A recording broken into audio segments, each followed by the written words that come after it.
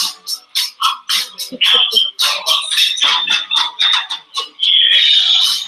right. It's a good band. Hey everybody, we're here live with our very first episode of HyperDoc Hangouts on air. And we are very excited to feature Mr. Rocky today, who's an incredible 7th grade teacher in Templeton, California, social studies. And he's going to be talking to us about HyperDocs. That incredible band that you heard in the introduction was his band, the Spalding Band. And we're really excited to feature his music today, his incredible teaching, and his HyperDocs. So welcome, Rocky. All right, thanks for having me. Actually, that's the Mr. Spalding Band, formed by actually Mr. Spalding. So I got to make sure he gets the credit since he's the leader. Fabulous. So is that a band you started in your school with a group of teachers, correct? Yeah, we have a talent show every year, and so we decided to just spoof songs. There's a ton of different songs. We pick one a year. We try to keep it secret and see if the kids can actually figure out which song that we're spoofing on them. And it really talks about how goofy we are as teachers. So fun. Awesome. Well, this is Lisa Highfill with me. I think some other people will be joining. My name's Kelly Hilton, and we are here to feature your work today, Rocky. So if you could start by talking to us a little bit about where you heard about HyperDocs and what your aha moment was with creating them and using them in your classroom. All right, so Alamo, which if you don't know where that is, it's about 45 minutes from Templeton. And Lisa Highfill was doing she was a keynote speaker at Arroyo Grande High School. And usually during the keynotes, I'm answering emails and not really paying attention and presentation, and just kind of have one ear in the keynote and one ear in what I'm doing. And then I heard her say something to the effect, and I keep changing it, I think, but I think it has the same sentiment of, why do something on the Chromebook that you could just go to the copy machine for? It's easier to just go to the copy machine. So if you have the technology, use it. Don't just make it harder on yourself by entering your stuff and then passing out a worksheet electronically that you could just spend 2 minutes copying and handing out. So and then, is this part of your story here? Should I have this up on your? That's exactly part of it. And sorry if I keep touching the camera. I'm doing this on my phone right now, and I keep getting messages, so I'm just closing the messages so I can see what you guys are doing. Anyway, yes, this was a start. So I went home. This was Saturday, and so Saturday evening I went home and thought, well, that's awesome. Of course, we have this technology, we have this stuff. We need to use it to our fullest. So I went home and I created my first real HyperDoc, and probably did it Sunday too. And then in class, I actually started using it in class on Monday. So this is totally stuff you can do just after hearing it once or twice. And then I get a text in second period from my buddy who is a college roommate who I hadn't heard from in years. And he says, dude, you're famous. And you can see the picture on your left, or on the left of the screen. And that's Lisa presenting my HyperDoc that I had shared with her either that morning or Sunday night, probably Sunday night. And then you can see on the right, that's my class at virtually the same time of day using that exact HyperDoc. So again, it's not something that we just talk about and say it's really cool. It's actually a useful tool and something that the kids actually do. And again, something you can actually, go away with and produce overnight and use the next day. Yeah, that's awesome. Thanks for sharing that. So basically your first HyperDocs, you started to create that right away. You got the light, you got the excitement, and then you started creating, I think, well, I do know quite a bit because you're one of the most influential sharers on Twitter and through Teachers Give Teachers, which we totally appreciate all the sharing that you do. Is there another HyperDoc that you want to talk us through that has really worked in your classroom so people can kind of get a visual as to what HyperDocs are? And maybe start with what was your objective with the HyperDoc and what you're trying to accomplish with your students, and then how you worked it into your teaching. Yeah, for sure. The first couple HyperDocs, I was just trying to add videos, and then I wanted them to discuss the videos, and people think these are kind of magic, but I just put text boxes in them. And then per John Miller, he's actually showed me this a long time ago, is just make the text box a different color.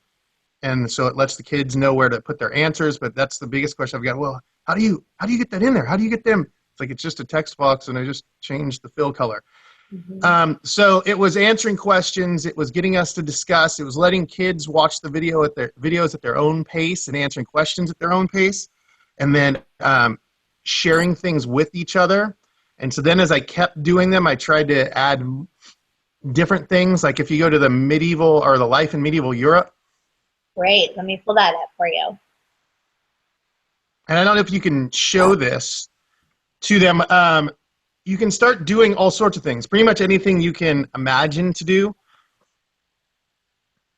And in this case, if you go to slide number 4, we are studying medieval manners, and what I did on this slide is I added several pictures and gave them instructions, and then their job, and this reminded me of when I was a kid, I would have color forms, and they were little reusable stickers and books that you could manipulate and change around. And so these pictures, their instructions were to move the pictures around the background and create their own manor. So they would put the manor house that's in the front there, wherever they wanted it on that slide. Then they would take the serf housing, place those where they go, and then they had to label different areas, like where it says farming back there. And so this slide became interactive for them. It wasn't just a static thing. I wasn't just putting a link for them to go read something else to occupy their time.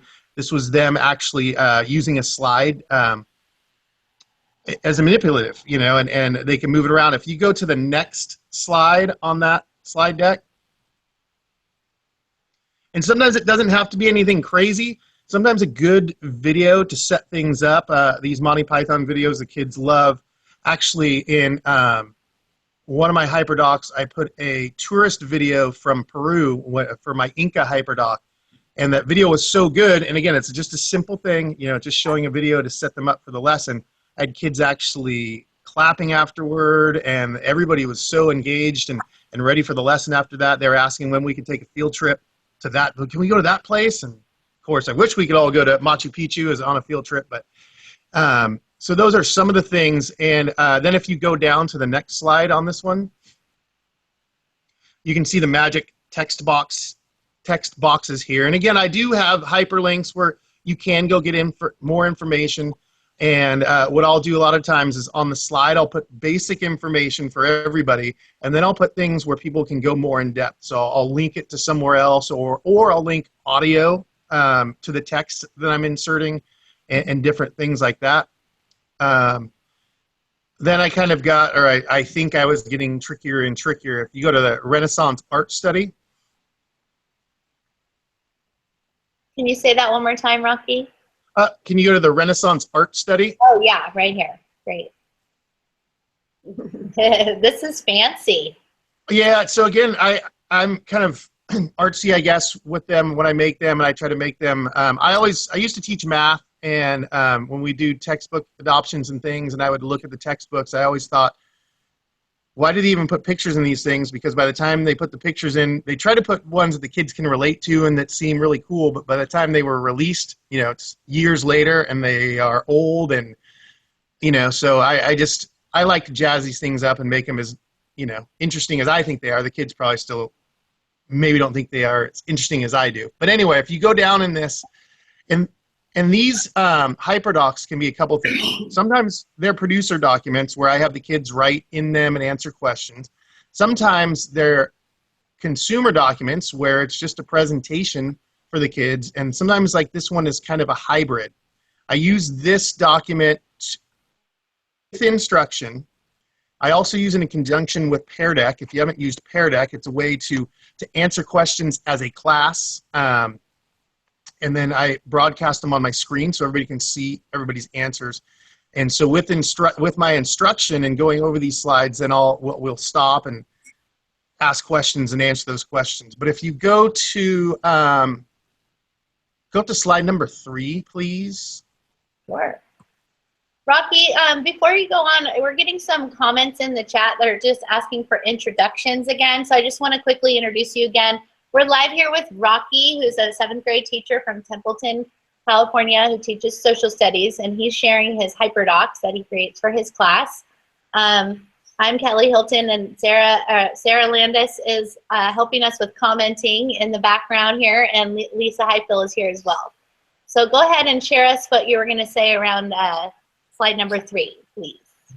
Okay, and even though, and I think all of us, and I say this kind of facetiously, but I think everybody, all of us HyperDocers kind of get this.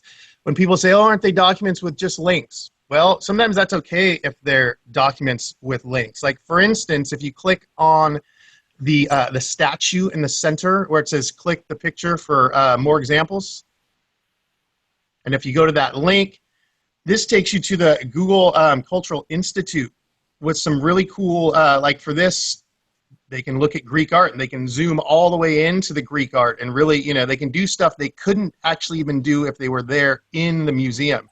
So sometimes, yes, it seems, well, it's just a link, but the link actually opens us up to some really cool stuff for the kids. So it's not a bad thing to have some of the documents that just have links.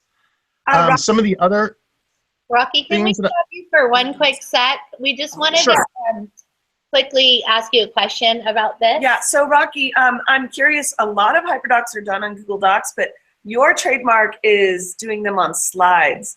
Can you tell me a little bit about your preference for slides versus doing it on a Google Doc? Well, I actually have to credit my wife. She's a TOSA and Lucia Marr, Kelly Logue. She kind of opened me up to slides because, especially in Google, I think to me, they're the most versatile tool. You can mess with the orientation and make it like it's 8.5 by 11 if you want it to look like a piece of paper. For me, it's easier to add all the pictures and then put the words right on top of them. You can do that in documents, but you have to go through Google Draw to do that. So to me, in my presentations and my style, it just fits better for what I want to do. That doesn't mean that using a document isn't just as good for, you know, if that's your style or if that's where you feel comfortable. Mm-hmm. For me, and this is one, you're on actually one I was going to ask you to go to. If you put this, can you put that Last Supper in presentation mode? Sure. So there's certain things that I can do like this where when we're explaining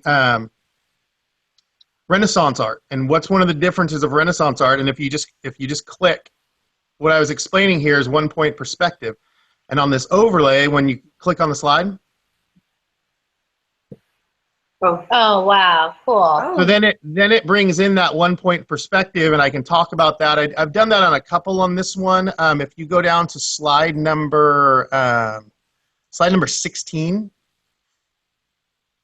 some of my slides look messy if they're not in presentation mode because I have animations for certain things, and you can see I talk about 1-point perspective, and then also press it one more time. Oh wow, that's great. So then we can talk about the overlay of these. So again, in presentation mode, and this one's really a hybrid of that where I'm talking about this stuff, but the kids can go back at their own pace when I'm done and look at these all over again. So that's really... What you're really doing is incredible here. You're using a lot of features of Google Slides as well, like where you can insert drawing and transitions, and a way to really actually teach the students to see, here's the beginning and then here's the labels for it. I love that use. And I love that the kids can go back and watch that and show it to families beyond when they're, you know, not in the classroom, or show it to other classmates, or show it to future teachers of things that they've learned, because it's always in their drive, that the learning kind of, well, if the HyperDoc is created in a way that the learning will stick with them, they can take that with them. No, for sure, and that is a cool thing. And then they can add notes and they can do whatever. Once I use Google Classroom, I think Google Classroom, if you're using Google Documents, you got to use Google Classroom to pass it out, because generally I'll make a copy of all these for my students. So then I don't have to worry about I shared it with you, but I made it edit for everybody. It gives them their own copy. They can make their own notes. They can write they can change things if they want to.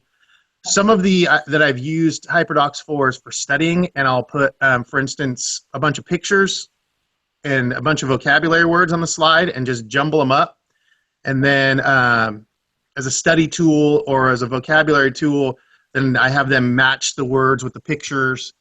You can also link words. You can also link slides in a presentation, which is really cool, because then you can make like a flip book in slides. So back to answering the original question, I just think for me, slides and the types of presentations I do are the most versatile. Yeah, that's great. And then we have time for you to share a couple more HyperDocs here. Did you want to show us a couple other ones that you'd been working on as well? Yeah, if you go to the Fate of Galileo. Uh-huh.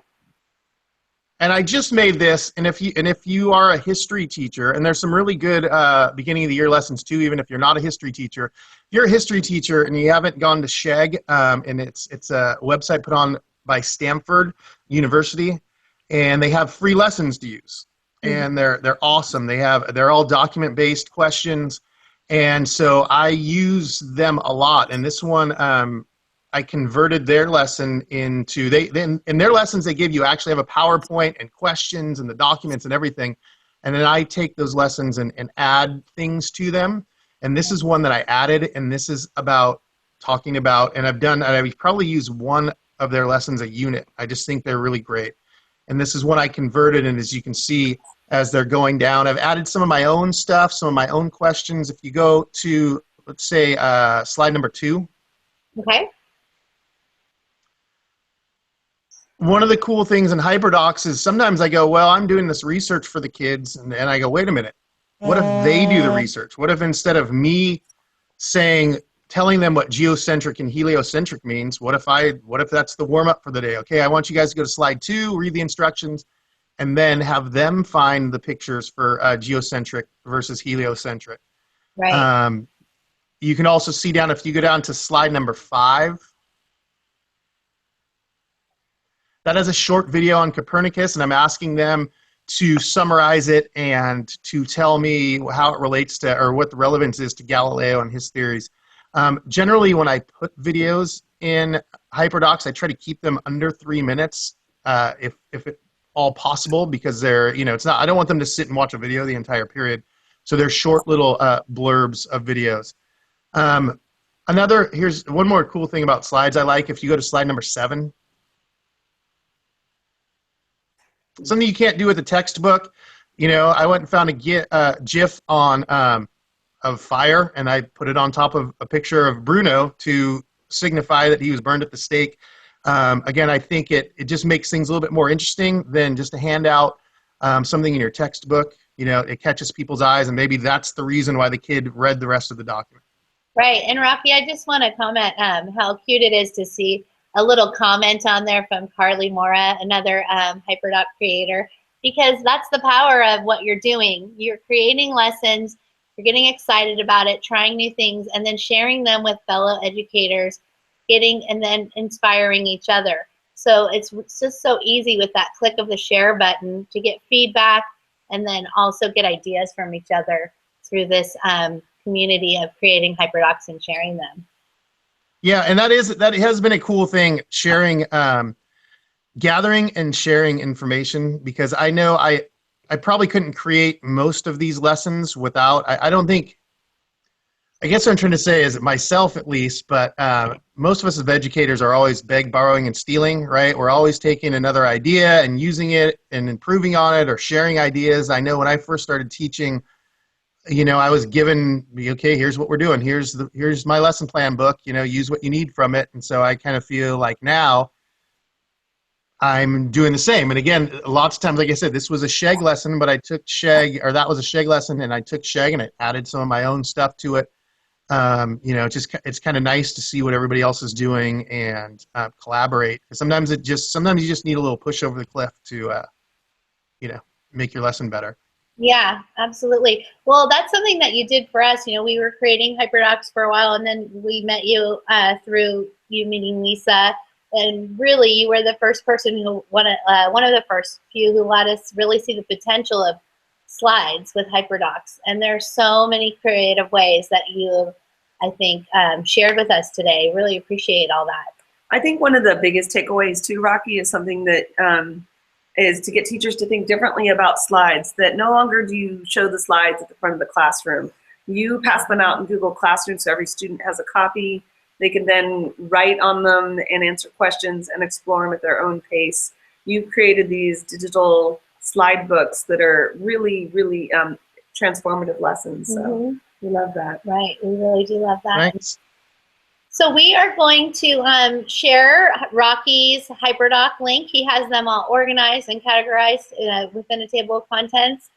And Rocky is the best link to share your slide deck that starts with the red slide there with the audio. Yeah, exactly. That one. Yeah, that one's a good. That one will have all of my. I realized they haven't added all of my stuff to my website yet. So that table of contents has virtually, except for that Galileo, virtually every single HyperDoc that I made. So that would be the best if you want to take a look and make copies and change them around, make them fit how you want them to fit. So yeah, that'd be perfect.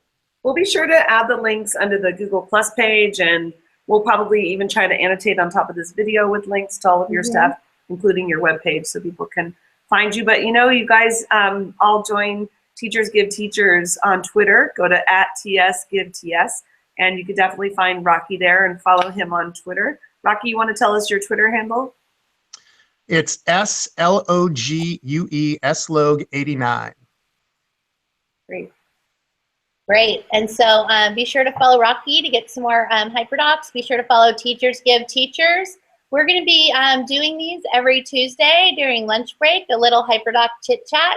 So if you're following Teachers Give Teachers through Google+, Twitter, Facebook, or any one of the 3 HyperDoc girls, Sarah Landis, Lisa Highfill, or Kelly Hilton, we'll be sure to get you information. We have the next several weeks lined up with some incredible HyperDoc creators, and we're excited to feature a different teacher each week.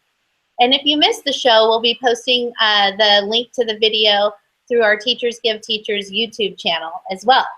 So everybody, thank you very much, Rocky, for being our first guest. Thank you, Sarah, for your help behind the scenes. Thanks, Lisa. Yeah, and chit-chat at lunch. Really great to chit-chat at lunch. Everybody have a great week. Keep creating and sharing, and we will see you next week.